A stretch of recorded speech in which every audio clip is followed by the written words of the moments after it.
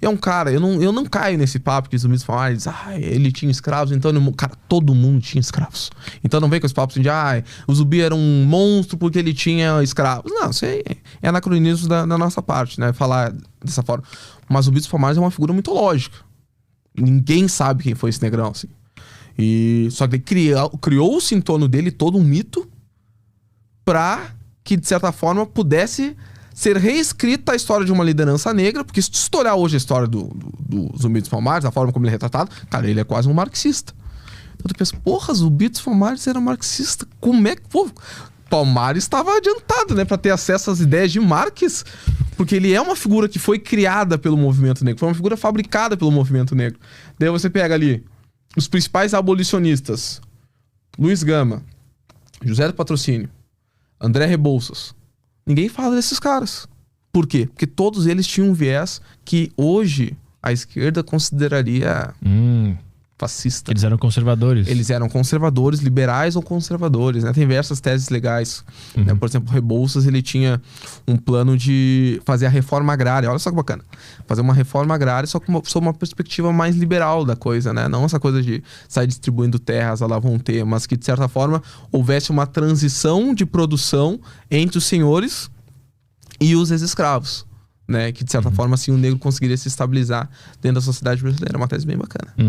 E aí o Silvio Almeida é quem? É um deputado? O Silvio Almeida é aquele negrão careca que fez a merda daquele livro do racismo estrutural.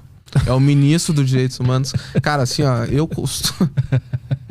Toma uma. Mas aí ele conseguiu revogar a medalha que homenageava a Princesa Isabel. Sim. E aí vocês foram lá, tu e o Guto? Eu e o Guto recriamos ela aqui em São Paulo, né? Porque como ele é ministro, revogou a nível federal, né? Ah, entendi. Aí vocês criaram uma nova pra manter essa medalha, só que aqui no estado de São Paulo. Aqui no estado de São Paulo, exatamente. Ah, entendi. Um conflito bem ideológico e narrativo. Né? Foi isso que a gente se propôs a fazer. E aí foi por causa disso que aconteceram aqueles ataques racistas que vocês também fizeram não foi um abaixo-assinado, vocês moveram uma ação contra 100... Uma notícia crime. 100 racistas? Era um monte de gente, né? Quase 150 racistas. Não, foi uma... O Guto... Tinha um jornal que ele estava fazendo uma série de entrevistas com os deputados recém-eleitos. E o título do Guto foi algo muito semelhante a Jovem Negro de Periferia e de Direita. Conheço o novo deputado da Assembleia Legislativa. Quando surgiu esse título com essa manchete no Instagram, foi uma chuva de comentários racistas. E daí começou inicialmente com algumas questões. Olha o comentário pesado. Olha o comentário pesado. Que tipo de comentário? Entre nós ali da própria equipe. Capitão do Mato, Capataz, esse tipo de coisa, negro da Casa Grande. Esses tipos de xingamentos que já tá na hora de trocar já, né? Tá sem graça já. Que são direcionados aos negros de direita. Só que daí, quando eu vi que tinha um certo número e tinha muitos comentários nessa postagem, eu só um pouquinho. E fui percebendo algo muito, muito curioso, que ali a maioria era branca. Sempre. E daí eu pensei, só um pouquinho. Daí a gente fez uma força-tarefa ali entre nós da equipe. Vamos dar uma olhadinha quantos tem. Quando a gente olhou, cara, isso que a gente parou na metade. Quase 200 notícias crime. E daí a gente não. Quase 200 ofensas. A gente não, vamos encaminhar isso pro Ministério Público. E a gente prontamente encaminhou, porque, cara, é importante mostrar pra sociedade que o racismo, ele contém diversas facetas. E que todas elas continuam sendo racismo. Né? Porque muitas vezes criou-se... Cara, tem várias questões, né? Tem a questão da mulher negra se relacionar com homens brancos, isso não ser relativamente um problema para o movimento da esquerda, mas quando o homem negro faz ao contrário, isso tem uma questão de gênero e de raça por trás. Tá ligado nisso, né? Sim, quando um jogador casa com uma loira, os caras comentam lá, né? O jogador negro casa com uma loira, os caras xingam ele, né? Isso aí eu sofro pra cacete, né, cara? Eu sou do Rio Grande do Sul. O que eu vou fazer, pô? Tu nunca namorou uma negra, desculpa, 3% da população é preta lá. Queria que eu ficasse o quê? Que fizesse o quê? Celibato? Sabe? Só um pouquinho. Não tem como. Mas o que tá dizendo é que existe racismo em lugares que a gente não consegue perceber porque tá sob a roupagem de um esquerdista. Sim. É isso? Sim, pô. E como tem? O lugar de fala, cara, o lugar de fala é algo mais... E eu nem atribuo isso a Djamila, que é a autora dessa tese aqui no Brasil, né? Eu acho que fazem uma injustiça muito grande com ela. Ainda que eu discorde de muitas coisas que ela fala, o lugar de fala, como o movimento negro se apropriou dessa discussão, nem ela falou. A própria Djamila, que é a autora da tese, que é a autora do livro, fala que a forma como o lugar de fala é retratado pela sua própria militância tá errado. Que é o seguinte, o que é o lugar de fala? O lugar de fala, ela parte de uma premissa de que todo o conhecimento que a gente tem atualmente na sociedade, o mainstream, ele é realizado por pessoas negras, pessoas brancas, cis, heteronormativa, descendência europeia, sei lá, isso.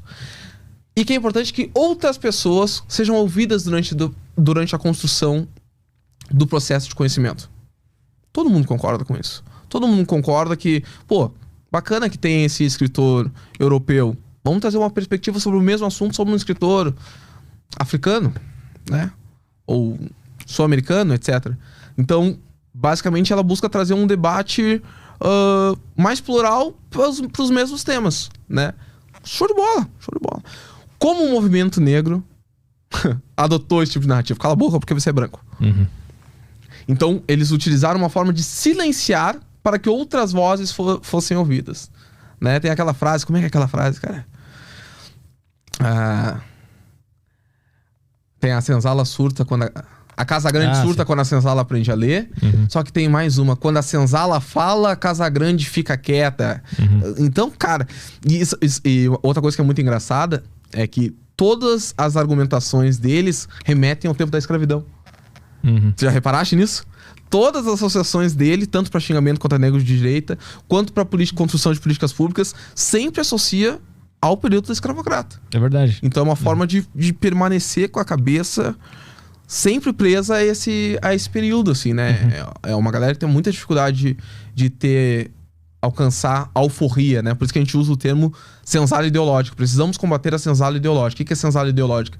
Essa ideia de que os negros devem ficar presos numa mentalidade pré-definida por movimentos progressistas, muitas vezes a partir de teses e pensamentos construídos por pessoas brancas, heteronormativas, velhas, etc. Por exemplo, eu acho muito engraçado que as pessoas dizem, mas com quem tu aprendeu assim? Do cara, aprendi tudo que eu penso, a forma como eu me porto, com a minha mãe. E tu aprendeu como ser um esquerdista? Com Karl Marx, com Engels? Mas era um homem branco, velho, europeu. Então só um pouquinho. Quem aqui defende algo mais próximo das demandas da comunidade negra? Eu que aprendi isso dentro de casa ou você que importou isso da Europa? Divulga. Daí dá um tilt. Em algum momento esse discurso te seduziu? Esse discurso da esquerda? Cara, mas todo mundo que entra... E daí os caras... Daí vem outro lado. É por isso que a direita também não gosta de mim. Daí vem outro lado. Que daí... mas olha só, por que os negros são sempre de esquerda? Cara, quem é que fala de negrão? É a esquerda. Então, quando... acho que as pessoas têm dificuldade de entender que os negros... Ser negro é uma coisa que não se aprende, né? Ser negro, você já nasce com essa marca e a partir daí você vai construindo grande parte das suas relações pessoais a partir disto, né? Então, você sabe que em alguns locais você precisa falar de tal maneira, em alguns locais você pode sofrer de determinada forma, etc. Então, a partir daí, você vai se construindo como cidadão. Então, o fato da direita não falar sobre a questão racial afasta a participação dos negros. Mas olha só, você poderia concordar com o posicionamento dos liberais acerca... Olha essa tese aqui do Milton Friedman. Vai tomar no cu. Entendeu? Vai tomar no cu. Tu quer que um cara com 14 anos, com 15 anos, quando o cara começa a ter contato com filosofia, com história, etc., vá ler Milton Friedman, vai ler Mises, vai ler Ayn Rand. Olha só o que o Ayn Rand dizia, sabe? E daí, em contrapartida, chega o cara da esquerda e fala assim, cara, estamos aqui porque nós somos contra o racismo. O negrão se abraça nesse discurso. Porque é uma dor que existe, é uma dor que já tá dentro dele. E ele precisa de alguém que, em primeiro lugar, seja exemplo para ele da forma como pode ser enfrentado aquela dor dele. E depois, como ele, a partir desse exemplo, vai superar isso. Que é um grande problema. Na minha opinião, é o maior problema que o negro enfrenta hoje, que é o problema de autoestima. Porque a partir do momento que ele olha para essa figura negra e essa figura negra, ela vem de um discurso dessa esquerda identitária, dessa esquerda progressista, que é um discurso de revanchismo, que é um discurso melancólico, esse cara negro, ele passa a perceber que para ele ocupar um espaço de poder, de relevância no debate público, bom, preciso me tornar esse cara aí. Porque hoje não existe, de uma forma massiva, um movimento, uma produção acadêmica que mostra outra perspectiva para as pessoas negras enfrentarem o racismo. Então, como tá ali a esquerda, ó, nadando de braçada, ela acaba levando esse jovem negro sem resistência nenhuma. Daí eu falo pra direita, pô, mas daí vocês estão entregando esse jovem negro, enquanto vocês estão discutindo em range, vocês estão entregando esse jovem negro periférico, esse jovem negro que muitas vezes deseja conhecer uma maior pluralidade de pensamento, de bandeja porque vocês não querem ser confundidos com a esquerda. Eu já ouvi esse discurso, cara, milhões de vezes. Falar sobre negro, não, mas daí a gente vai estar sendo esquerdista, somos todos iguais. Não, tu vai estar sendo minimamente coerente e capaz de interpretar a forma como o teu país foi construído. Né? Que foi com pessoas negras. Eu sou contra essa tese de o país foi construído com racismo. Não gosto disso. Mas as relações raciais do Brasil atravessam todas as nossas relações culturais. As relações. Não o preconceito em si, né? Eu imagino que o jovem negro, obviamente tu passou por isso, tu sente a dor do racismo. Quando tu começa a interagir com o mundo, né? E aí tu quer resolver aquela dor. Aí vem um discurso que tá falando diretamente com essa dor, você vai nele, né? Exatamente. Porque eu acho que a direita, ela leva o indivíduo, aquela noção do indivíduo muito à risca, né? Então ele não vê grupo, ele não vê cor, ele tem essas frases que não existe racismo, ninguém é branco ou preto, não vejo cor, etc. Então ele leva isso ao exagero, né? Cara, ele acaba ignorando uma questão que acontece no dia a dia do negro. Olha só que loucura. Quando eu comecei a me aproximar da direita, foi ali na universidade e tal. Foi durante um bullying universitário que eu sofri, né? Por muito tempo. Olha só que loucura, né? E quem assiste isso de direita quer me matar. Não, como assim?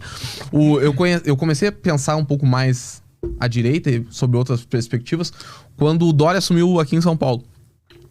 E na época, assim, o Dória era um cara que ameaçava o projeto do PT. Recente tinha começado, mas tinha ganhado as eleições. Tinha saído de 2%. Ganhar as eleições o Haddad no primeiro turno. Então é óbvio que todos os petistas estavam com medo daquilo que poderia vir a ser o Dória, né? No início de governo, e realmente ele foi muito bem no início. E eu dizia, cara, esse cara tem propostas interessantes. Eu lembro que na época estava sendo discutido um projeto de empregar pessoas, não sei se eram moradores de rua ou pessoas oriundas do sistema penal, né? Na Flaes Presidiário, né? Então pessoas oriundas do sistema penal que saíam de lá para ter outra oportunidade profissional. Ele contratou algumas marcas e tal, de alimentícios, etc, para inserir essas pessoas. Mas daí é subemprego. Cara, só um pouquinho. As pessoas dizem que não, mas daí tu tá vangloriando o subemprego. Então não, cara, pelo menos o cara vai poder ter um emprego, vai poder ter o início da ressocialização dele, né? E daí depois teve aquela polêmica toda da farinata, etc. Mas cara, talvez precise de alguns ajustes do projeto. Não, é o fim da picada. E daí me disseram, não, cara, tu é um não liberal. E na época isso aí pra mim, cara, xinga minha mãe, mas não me chama de não liberal. E daí não, porque tu é um não liberal. Não, cara, como assim? Não, tu é um não liberal, tu tá fortalecendo a participação da iniciativa privada, fazendo com que o Estado perca o poder sobre as pessoas. E daí eu, cara, não sou isso aí, não. E daí eu vou estudar essa merda de não liberalismo pra eu chegar aqui pra vocês e dizer que eu não sou. Eu era. Eles estavam certos.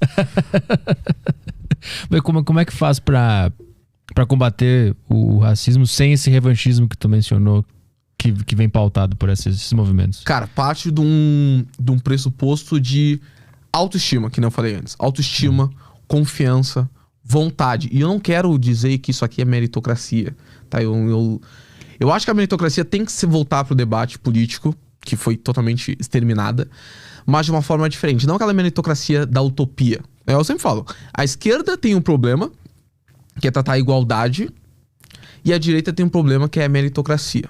Eu acho que são os dois tipos de problemas que eu enxergo nos dois extremos, né?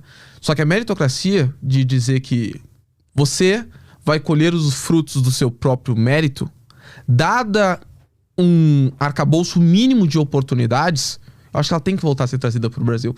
E a partir disso, o negro, ele precisa desenvolver dentro de si, a partir de referências. Por isso que é tão importante ter o W. Du Bois, que era um socialista. Era um socialista. W. Du Bois, ele dizia que os negros eles deveriam ter um 10º talentoso. O que é esse 10º talentoso do Bois? Ele dizia que alguns negros iam se destacar dentro da sociedade, de um ponto de vista de construção acadêmica. Esses alguns negros, um 10º da população negra, ia ascender a espaços de poder dentro da sociedade. E quando esses negros ascendessem, eles iam servir de referência intelectual para que outros negros também chegassem a esse patamar de poder. Cara, se você fala isso hoje para um cara de esquerda, ele vai dizer que o W. Du Bois é um fascista. Por quê? Porque a partir do momento que esses negros ascendem ao maior extrato social, não a partir de políticas públicas, mas a partir de uma referência e da sua autonomia e liberdade, não, isso aí é meritocracia. Ah, entendi. Entendeu? Porque a esquerda, ela quer botar uma política pública no meio. Quer ver negro no poder? Quero. Como? Cota. Né? Sempre ter uma política pública que... Tem que ter um branco colocando Tem que ter lá. Perfeito. Um branco tem que nos dar uma mãozinha, né? Porque se não der, Lula, né? Se um branco não der a mãozinha, fica difícil. E é curioso isso, porque quando o negro ele ascende na sociedade, a partir dessa mentalidade que tu colocou, um branco me ajudou, né? Que é uma coisa muito louca também, porque a esquerda ela sempre atribui todos os fracassos da população negra. Se tu olhar todos, eu te desafio a me dizer um fracasso da população negra que não possa ser atribuído ao Estado. E ao mesmo tempo que a esquerda reconhece que o Estado é o maior causador desses males, ela quer que o Estado seja o grande provedor da ascensão da população negra. Então, cara, é uma síndrome de Estocolmo, assim, sabe? É uma síndrome de Estocolmo que essa galera acabou criando. E daí, quando o negro ascende através de política pública, ele já vai com essa mentalidade de que... com essa mentalidade de vítima, de revanche, de dor, de ressentimento que tanto a gente tá falando aqui. Então não adianta você colocar os negros lá por uma mera política pública. Porque quando esse cara ele for contratado, vai ter uma seguinte frase: eu não entraria num avião dirigido por um cotista.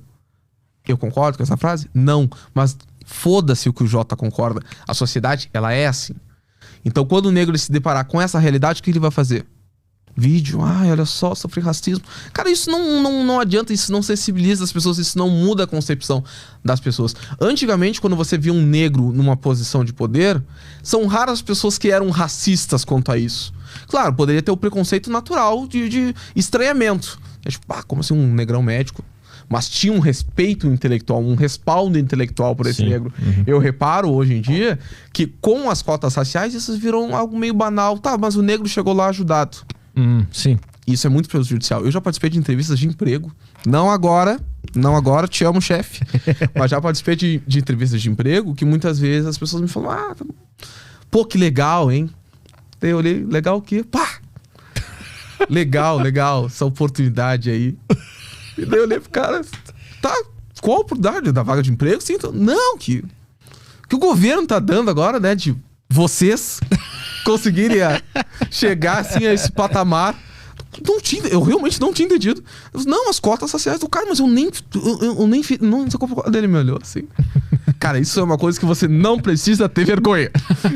Na cabeça dele, assim, eu realmente não passei por cota. Só que assim, já tá no imaginário da população isso. Já tá no imaginário. E como é que tu muda essa questão? Então, tem uma galera que tá discutindo essa questão racial, que é a Aniele Franco, que tá lá no Ministério de Igualdade Racial, que é o Silvio de Almeida, que eu já te falei do meu sentimento pelo Silvio de Almeida, que tá lá no Ministério dos Direitos Humanos, que são negros que ascenderam a posições relativamente privilegiadas dentro da sociedade, mas que apenas alimentam um discurso de rancor, de ódio, de melancolia, que não faz com que se mude realmente, se tenha um impacto social dentro da vida dos negros efetivo, né? Porque o negro já chega com aquela mentalidade ainda escravocrata. E uma coisa também que é curiosa é que é engraçado onde essa gente coloca os negros, né? Você já viu que eles nunca dão dinheiro pros negrão? Tu já viu um negro numa posição de destaque de um governo de esquerda? Um negro, esse negrão aqui, esse negrão vai ter dinheiro pra fazer coisa. Botaram um negrão no Ministério do Planejamento, Ministério da Economia. É verdade. Vamos botar esse negão pra cuidar de projeto social, de programa social. Não tem, cara. Tá bom, então dá a mãozinha aqui. Quer entrar? Pô, prometi na campanha que ia ter negrão. Dá a mãozinha aqui, senta ali atrás daquela...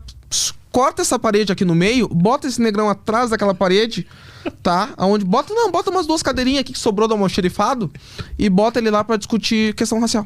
Então é sempre direitos humanos e igualdade racial. É aí que os negros estão. Então, até os movimentos progressistas, eles não dão protagonismo pros negros, né? Eu vi uma entrevista muitas vezes, muito engraçada, que o Lula falando assim, ó. A gente quer que os jovens negros participem da política. A gente quer que os jovens negros estejam participando, principalmente as mulheres. Isso é uma fala do Lula. E daí eu pensei, cara, tu é branco, velho, rico, hétero. Tu tá indo pra tua quinta eleição que o Lula foi, eu acho? Quinta ou sexta eleição. Eleição. E tu... Por que tu não abriu o teu espaço pra uma pessoa negra? Não, porque eu quero ser o presidente pra vencer o fascismo. Tá, então bota a tua vice. Quem é o vice? Branco, rico, hétero. Tá, pô, um governador então, vamos lá, vamos. Quem tu vai apoiar em São Paulo? Haddad.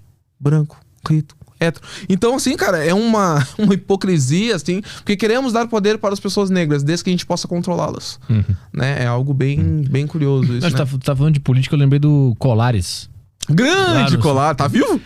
O Colares existe. Eu lembro era ele contra o PT, nos anos 90, Sim, né? O Colares era o um cara... negrão, ele falava, né? Oi? Ele falava, o negrão.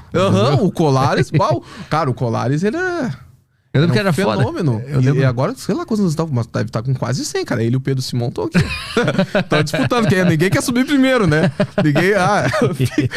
vai primeiro tu, que depois eu te espero. Eu acho que era Colares versus Olívio Dutra. Era. Tarso também, né? Teve muita... Eu acho que era o Olívio. Eu acho que na disputa ali estavam todos eles juntos, né? Era PDT, o Colares? O Colares é PDT. É até hoje PDT. Mas ele não tá na política, né? Eu imagino. Cara, o Colares, se ele conseguir subir essas escadas aqui, eu acho que ele já conseguiu evoluir muito na vida dele.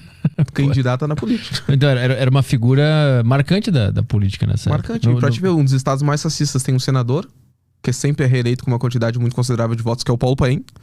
E quantos estados brasileiros nunca tiveram um governador negro e nós já tivemos Colares, né? Muitos soldados. Sofreu algo do tipo lá? No Sul sofri. Sofri. Quer saber a história inteira? Que tipo de... Manda bala. Manda bala? Então tá. Cara, é o seguinte, eu tava namorando, etc, né? Há um ano atrás. E a minha namorada tinha um relacionamento super saudável ao ponto dos dois terem a senha um do outro no Instagram. Então eu apitava o celular dela, recebia as notificações de catar. E daí nisso eu recebi uma notificação de um cara dizendo que vergonha esse teu namorado e pontinho. E não quis abrir, porque eu pensei, tô sendo corno. E daí eu, não vou abrir essa porra aqui agora, vou refletir primeiro, vou pensar o que eu vou fazer na minha vida, etc, né? É racismo ou sou corno? Um dos dois. E daí eu, o que é isso aqui, cara? Daí quando ela chegou em casa, eu já tava sentado, né, bad, mal, refletindo sobre a minha vida amorosa. E ela chegou pra mim e falou assim... um cara me chamou hoje nas redes sociais falando de ti. E daí eu peguei assim, me fiz de louco. Sério? Olha aqui. Daí quando ela me mostrou a conversa, que vergonha de seu namorado, etc. E daí na época eu era afiliado ao Partido Novo. E daí ela... Daí tinha, que vergonha esse teu namorado que fica andando com uma roupinha que o Novo deu pra ele. Opa, Novo deu pra ele? Porque Novo deu pra ele. E daí eles continuaram a conversa ali, dela, nada a ver, não sei o que. Blá, blá. E daí ela chegou e falou... Ele chegou e falou pra ela, tu não tem vergonha de como serão teus filhos? Deu, opa. E eu li isso na conversa. Eu falei, amor, só um pouquinho. E minha namorada era branca, né? Amor, só um pouquinho. Isso aqui é racismo. Não, tu acha? Não, pra ti é tudo. Isso aqui é racismo. Isso aqui tem coisa aqui. Senta aqui do meu ladinho e vamos dar uma corda pra ele, fingindo que tá dando uma moral pra ele. E vamos ver até onde ele vai. E ele foi, cara. Ele foi com tudo. Tirou tudo de dentro. Tirou. Desabafou, assim, sabe? Desabafou o peitinho. Dava pra ver que tava segurando. Daí ele falou assim, porque tu tem ombros largos de viking. E eu digitava com ela, assim, do lado, assim, ó. Fala que tu tem uma origem. O que eu falava? Daqui a pouquinho vem a expressão, assim. Mas a expressão que eu usava em filmes, assim, que eu olhava em filmes, assim, do tempo dos vikings. Fala que tu é isso, fala que tu é... Ah, eu tenho descendência tal. Nórdica. Ah, eu tenho descendência... Não, isso, fala que ele vai gostar. E dela falando isso, ele foi se empolgando. Ah, porque você sabia que as mulheres negras foram... As mulheres brancas foram historicamente afastadas dos homens negros porque os homens negros ofereciam perigo?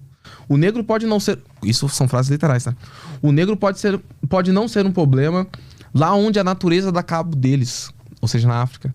Mas quando eles vêm pra cá, eles têm que ficar num lugar mais excluído dos demais membros da sociedade, porque eles têm o cérebro programado pra fazer o maior número de filhos que eles conseguem fazer.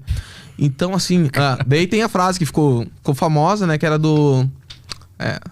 estudante da URGS denuncia outro estudante doutorando porque usou a expressão cheiro típico. E daí ele fala o seguinte, que os negros tinham um cheiro típico. E que pra ela... Só que quando a gente trocava fluidos corporais, com essas palavras, quando a gente trocava fluidos corporais, ela era contaminada com esses fluidos. Então ela precisava ficar alguns anos sem se relacionar com homens negros pra que esses fluidos fossem eliminados do corpo dela. Pô, é a tese toda dos racistas que pegou são uma contra... exato. Não, ele tava lendo e escrevendo. Peraí, deixa eu ver aqui. Copia e cola. Não, foi no chat GPT aqui, ó. Finja que você é Hitler. E olha só que curioso. Quando eu descobri o motivo por esse cara ter me atacado, sabe qual era o motivo? Por eu ser de direita. Ele era de esquerda ou... Ele era um cara de extrema esquerda. Caralho. Que loucura, né? Caralho. E daí, durante, enfim, alguns depoimentos dele, ele falava que... tu foi atrás do cara? Oi? Tu processou o cara? Bom, claro, fui na polícia no mesmo dia. Lá no Rio Grande do Sul tem uma iniciativa muito bacana, que era a polícia de... Delegacia de Combate à Intolerância Religiosa e de Combate Racial. Que eu fui um dia depois, eu fui na polícia, denunciei o cara. E joguei nas redes sociais, explodiu o caso. Daí hoje o cara, enfim, perdeu o emprego, foi expulso da URGS, primeiro caso de expulsão de um aluno da URGS. E agora tá na justiça, né? Agora eu botei na mão do Ministério Público. Cara, cancelou um racista de verdade. Cancelei um racista de verdade. Caçador de nazistas. Sou tipo Blade. O pessoal tenta achar, mas tá difícil. É verdade. Achei um de verdade. Caralho.